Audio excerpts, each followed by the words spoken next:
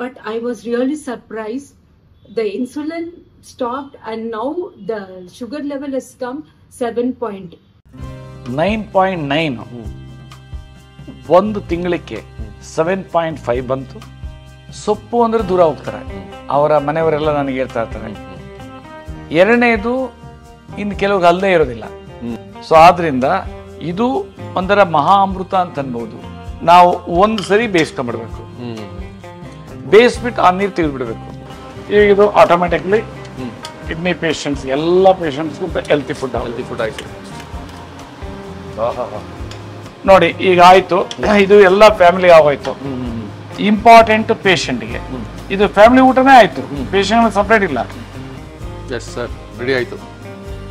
Wow, ಒಳ್ಳೆ ನಾನ್ ವೆಜಿಟೇರಿಯನ್ಗೆ mutton ತಿಂದ್ರೆ ಎಷ್ಟು ಖುಷಿ ಆಗುತ್ತೆ, ವೆಜಿಟೇರಿಯನ್ಸ್ಗೆ ಆ ರೀತಿ ಟೇಸ್ಟ್ ಬರುತ್ತೆ ನೋಡಿ.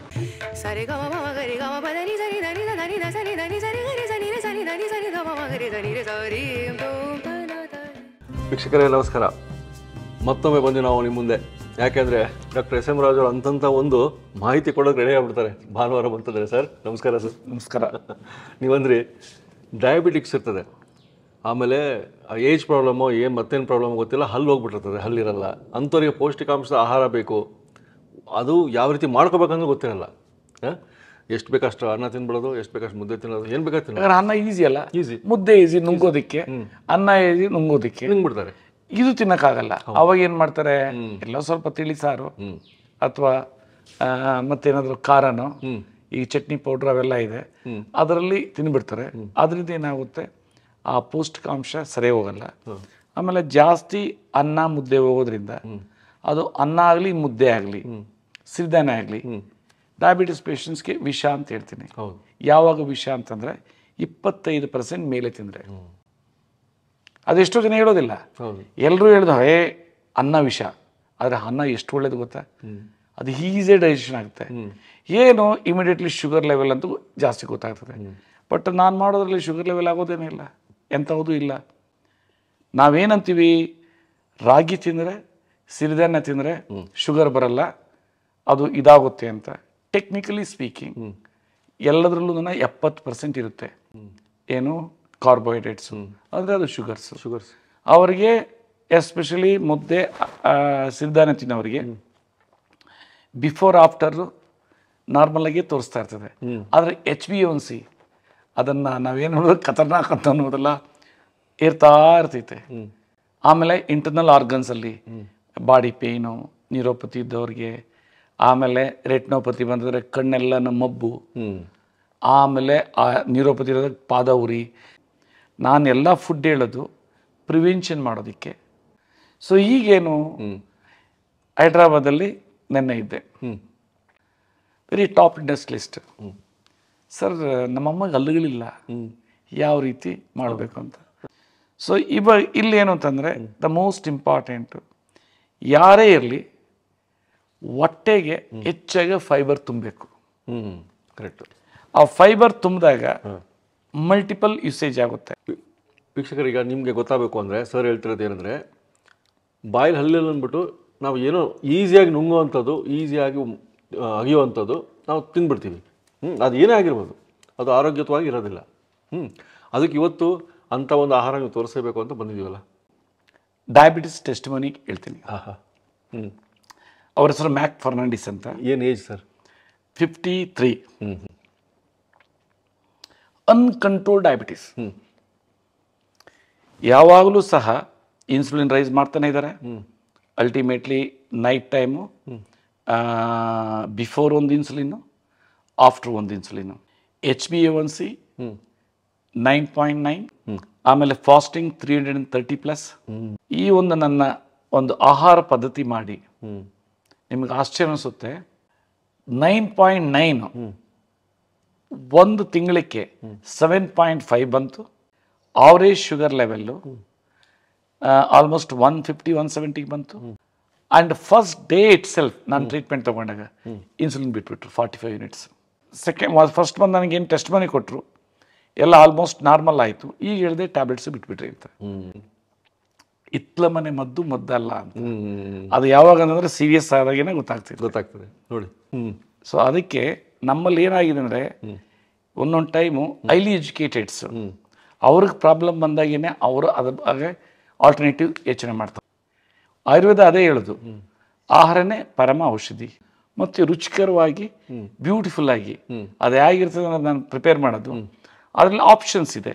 ಇವರಿಗೆ ಮಾಡಿಬಿಟ್ಟು ಮಿಕ್ಸಿನಲ್ಲಿ ಚರ್ನ್ ಮಾಡಿಬಿಟ್ಟು ಸ್ವಲ್ಪ ಅದಕ್ಕೆ ಒಗ್ಗರಣೆ ಕೊಟ್ಟರೆ ಇನ್ನೊಂದು ಅಡಿಷ್ನಲ್ ಖುಷಿ ಹೋಗ್ತಾರೆ ಅವರಿಗೆ.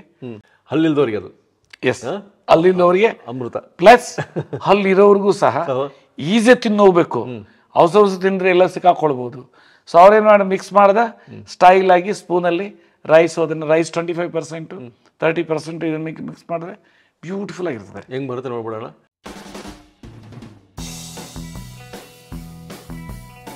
ಈ ಸೊಪ್ಪಿನ ಗಟ್ಟಿ ಸಾರು, ಹೌದು, ಇದು ಯಾರಿಗೆ, ಯಾತಕ್ಕೆ ಈ ರೀತಿ ಮಾಡಬೇಕು, ಇದರ ಏನು ಉಪಯೋಗ ಅನ್ನೋದು ನಮ್ಮ ತಲೆಯಲ್ಲಿ ಬರ್ತೈತೆ. ಆಲ್ರೆಡಿ ನಾನು ಎಕ್ಸ್ಪ್ಲೈನ್ ಮಾಡಿದ್ದೀನಿ, ಮತ್ತು ಇನ್ನೊಂದು ಸರಿ ಹೇಳ್ತೀನಿ. ಒಂದು, ಎಷ್ಟೋ ಜನ ಸೊಪ್ಪು ಅಂದರೆ ದೂರ ಹೋಗ್ತಾರೆ, ಅವರ ಮನೆಯವರೆಲ್ಲ ನನಗೆ ಹೇಳ್ತಾ ಇರ್ತಾರೆ. ಎರಡನೇದು, ಇನ್ನು ಕೆಲವ್ರಿಗೆ ಅಲ್ಲೇ ಇರೋದಿಲ್ಲ. ಆಮೇಲೆ ಮೂರನೇದು, ಒಂಥರ ಈ 25% ಅನ್ನ ರೊಟ್ಟಿ ಮತ್ತು 60% ಈ ರೇಷಿಯೋದೇನು ನಾನು ಹೇಳ್ತೀನಿ, ಅದರಲ್ಲಿ ಹೆಂಗೆ ತಿನ್ನಬೇಕು ಅನ್ನೋದಕ್ಕೆ ಈಸಿ. ಸೊ ಆದ್ದರಿಂದ ಇದು ಒಂಥರ ಮಹಾ ಅಮೃತ ಅಂತ ಅನ್ಬೋದು. ಈಗ ನೋಡಿ, ಈಗ ಇದರಲ್ಲಿ ಇಷ್ಟು ಐಟಮ್ ಇದೆಯಲ್ಲ, ಇದರಲ್ಲಿ 1, 2, ಆಮೇಲೆ 3, ಇಷ್ಟನ್ನು ನಾವು ಒಂದು ಸರಿ ಬೇಯಿಸ್ಕೊಂಡ್ಬಿಡ್ಬೇಕು. ಬೇಯಿಸ್ಬಿಟ್ಟು ಆ ನೀರು ತೆಗೆದುಬಿಡ್ಬೇಕು. ಈ ಮಸಾಲ ಎಲ್ಲ ಮಾಡ್ಕೊಂಡ್ಮೇಲೆ ಇದನ್ನ ಇದ್ರ ಜೊತೆ ಬ್ಲೆಂಡ್ ಮಾಡಿಬಿಟ್ಟು ಈ ಪೇಷಂಟ್ಗೆ ಎತ್ಕೊಂಡ್ಮೇಲೆ ಉಪ್ಪು ಹಾಕಬೇಕು. ಓಕೆ. ಸೊ ಇಲ್ಲಿ ಆಲೂಗಡ್ಡೆ ಒಂದು, ಇದು ಆಲ್ಮೋಸ್ಟ್ ಒಂದು 3 ಮೆಂಬರ್ಸ್ಗೆ ಆಗೋಷ್ಟು ಒಂದು ಆಲೂಗಡ್ಡೆ. ಇದು ಸೊಪ್ಪೊಂದು 250 ಗ್ರಾಮು, ಇದೊಂದು 150 ಗ್ರಾಮು. ಕಡಲೆಕಾಳು ಮೊಳಕೆ ಕಟ್ಟಿದ್ದು, ಇದು ಮೊಳಕೆನ ಇರ್ಬೋದು, ಮೊಳಕೆ ಎಲ್ದೇನೆ ಇರ್ಬೋದು. ಸೊ ಇವಾಗ ಇದು ಕೊತ್ತಂಬರಿ ಸೊಪ್ಪು, ಪುದೀನ ಸೊಪ್ಪು ಸಿಕ್ಕಿದ್ರೆ, ಕೊತ್ತಂಬರಿ ಎಲ್ಲ ಕಡೆ ಸಿಗುತ್ತೆ. ಈರುಳ್ಳಿ, ಬೆಳ್ಳುಳ್ಳಿ, ಶುಂಠಿ, ಹಸಿಮೆಣಸಿನಕಾಯಿ ಮತ್ತೆ ಟೊಮ್ಯಾಟೊ, 3 ಟೊಮ್ಯಾಟೊ. ಇವೆಲ್ಲನೂ ಸಪರೇಟ್ ಆಗಿ ಮಾಡ್ಕೊಳ್ಬೇಕು, ಇಲ್ಲಾಂದ್ರೆ ಟೇಸ್ಟ್ ಬರಲ್ಲ. ಕೊತ್ತಂಬರಿ ಸೊಪ್ಪು ಇದೆ ಮತ್ತೆ ಪುದೀನಾನು ಇದೆ. ನೋಡಿ, ಸಬ್ಬಕ್ಕಿ ಸೊಪ್ಪು ಇದೆ, ಆಲೂಗಡ್ಡೆ ಇದೆ, ಆಮೇಲೆ ಇದು ಕಡಲೆಕಾಳು ಎಲ್ಲ ಹಾಕ್ಬಿಟ್ಟಿದೆ, ಎಲ್ಲ ಹಾಕಿ ನೀರು ಹಾಕಿದೆ. ಇದು ಬೇಯಿಸಿದಾದ್ಮೇಲೆ ಉಪ್ಪಿಲ್ಲ, ಬೇಯಿಸಿದಾದ್ಮೇಲೆ ಈ ನೀರು ತೆಗೆದುಬಿಟ್ಟು ಈಗ ಮಸಾಲೆ ಸಪರೇಟ್ ತಯಾರು ಮಾಡ್ಕೊಳ್ತೀನಿ, ಅದ್ರ ಜೊತೆ ಬ್ಲೆಂಡ್ ಮಾಡ್ತೀನಿ. ನೋಡ್ರಿ, ಇದು ಬೇಕಿಟ್ಟಿದ್ದೀನಿ. ಈಗ ನಾನು ಸಪರೇಟ್ ಮಸಾಲೆ ತಯಾರು ಮಾಡ್ಕೊಳ್ತೀನಿ. ಸರ್ ಹೇಳಿ ಸರ್. ಈಗ ಇದು ಮಸಾಲ, ಈ ಮಸಾಲ ಇದೆ, ಮತ್ತೆ ಇಲ್ಲಿ ಅರಿಶಿನ ಪೌಡ್ರು, ಖಾರದ ಪೌಡ್ರು ಎಲ್ಲ ರೆಡಿ ಇದೆ. ಈಗ ಏನು ಅಂತಂದ್ರೆ ಕನ್ಫ್ಯೂಷನ್ ಏನು, ಕೆಲವರು ಇದೆಲ್ಲ ಹಾಕ್ಬಿಟ್ಟು ಅದ್ರಲ್ಲಿ ಬೇಯಿಸ್ಬಿಟ್ಟು ನೀರು ತೆಗಿತಾರೆ, ಅದ್ರಲ್ಲಿ ಟೇಸ್ಟ್ ಹೊಟ್ಟೋಗುತ್ತೆ. ಅಲ್ಲಿ ಮೇನ್ ಇಂಪಾರ್ಟೆಂಟ್ ಏನು, ಮೇನ್ ಇಂಗ್ರೀಡಿಯೆಂಟ್ಸು ಅದ್ರದ್ದು ಬೇಯಿಸ್ಬಿಟ್ಟು ನೀರು ತೆಗಿಬೇಕೆ ವಿನಃ ಇದಕ್ಕೆ ನೀರು ತೆಗಿಯೋದೇನು ಬೇಕಾಗಿಲ್ಲ. ಅಂತ ಏನು ಹೆಲ್ತ್ ಇಶ್ಯೂಸ್ ಆಗೋದಿಲ್ಲ, ಟೇಸ್ಟ್ ಚೆನ್ನಾಗಿ ಬರುತ್ತೆ. ಇವಾಗ ಇದನ್ನ ಮಸಾಲ ಶುರು ಮಾಡ್ತೀನಿ. ಇದರಲ್ಲಿ ಸಣ್ಣ ಪ್ರಮಾಣ, ಇದನ್ನ ಅರ್ಧ ಟೀ ಸ್ಪೂನ್ ಅಂತೀನಿ ಅಥವಾ ಅರ್ಧ ಚಮಚ ಇಷ್ಟೇ ಈ ಎಣ್ಣೆ. ಈಗ ನೋಡಿ ಸರ್, ಇದು ಈಗ ಸಾಸಿವೆ, ಎಣ್ಣೆ ಕಾದಿದೆ. ಒಂದು ಸ್ವಲ್ಪ ಇದು ಏನು ಕರಿಬೇವು ಹಾಕ್ವಿ. ಈಗ ಇದನ್ನ ಒಂದು ಈರುಳ್ಳಿ, ಒಂದು ಬೆಳ್ಳುಳ್ಳಿ, ಆಮೇಲೆ 4 ಹಸಿಮೆಣಸಿನಕಾಯಿ, 1-1.5 ಇಂಚು ಇದು ಶುಂಠಿ. ಇವಾಗ ಇದನ್ನ ಚೆನ್ನಾಗಿ ಫ್ರೈ ಮಾಡಬೇಕು. ಅರ್ಧ ಚಮಚ ಎಣ್ಣೆನಲ್ಲೂ ಎಷ್ಟು ಚೆನ್ನಾಗಿ ಬರ್ತೈತೆ ಅಂತ ನೋಡ್ಬಿಡೋಣ. ಈಗ ಇದಾಯ್ತು, ಫ್ರೈ ಆಯ್ತು. ಈಗ ಟೊಮೆಟೊ,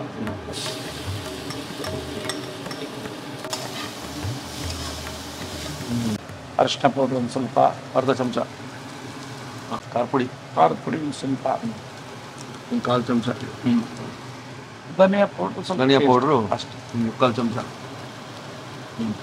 ಸಣ್ಣ ಈ ಚಮಚ. ಓಕೆ, ಸಣ್ಣ ಚಮಚ ಅದು.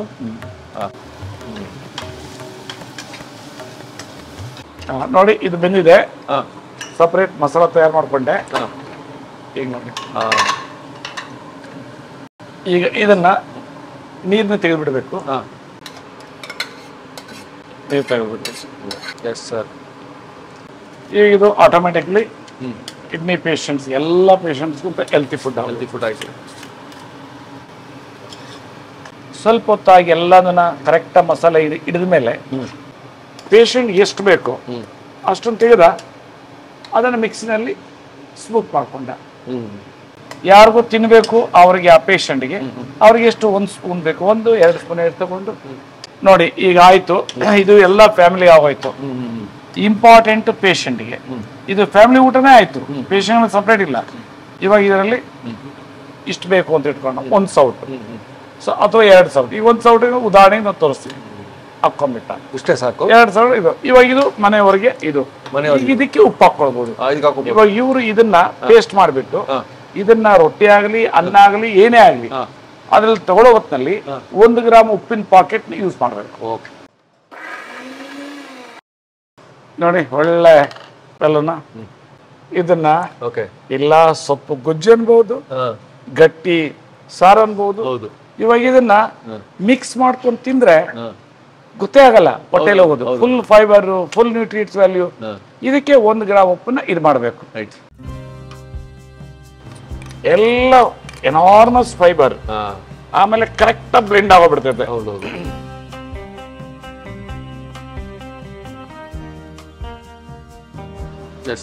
ರೆಡಿ ಆಯ್ತು. ವಾವ್.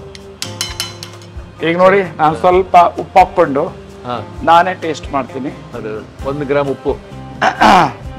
ಇದು ಜನರಲಿ 5 ಗ್ರಾಮ್ದು, ಇದು 1 ಗ್ರಾಮ್ ಪಕ್ಕದಲ್ಲಿ ಇಟ್ಕೊಳ್ತೀನಿ. ಈಗ ನಾನು ಟೇಸ್ಟ್ ಮಾಡ್ತೀನಿ.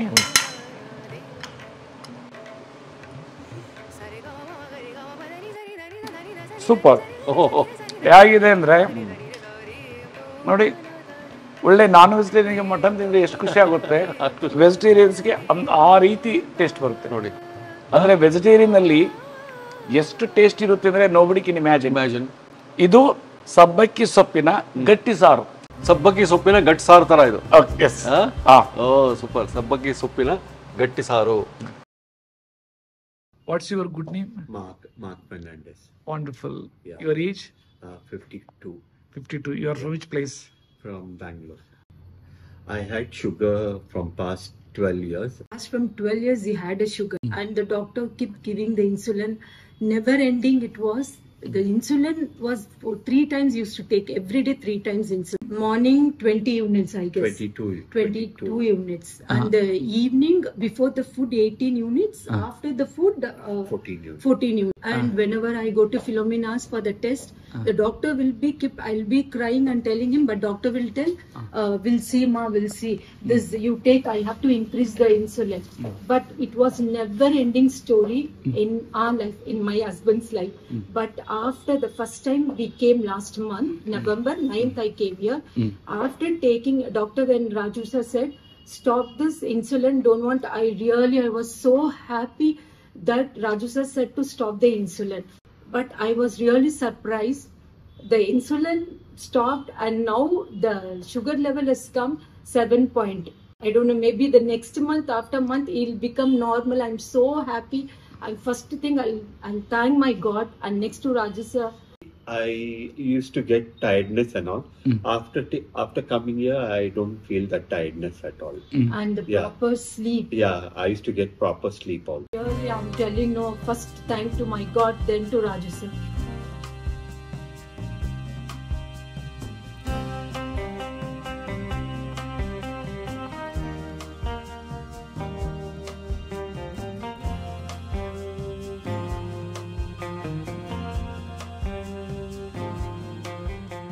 ಇನ್ನೂ ಅನೇಕ ಸ್ವಾದಿಷ್ಟ ರೆಸಿಪಿಗಳಿಗಾಗಿ ಸಬ್ಸ್ಕ್ರೈಬ್ ಮಾಡುವುದನ್ನು ಮರೆಯಬೇಡಿ.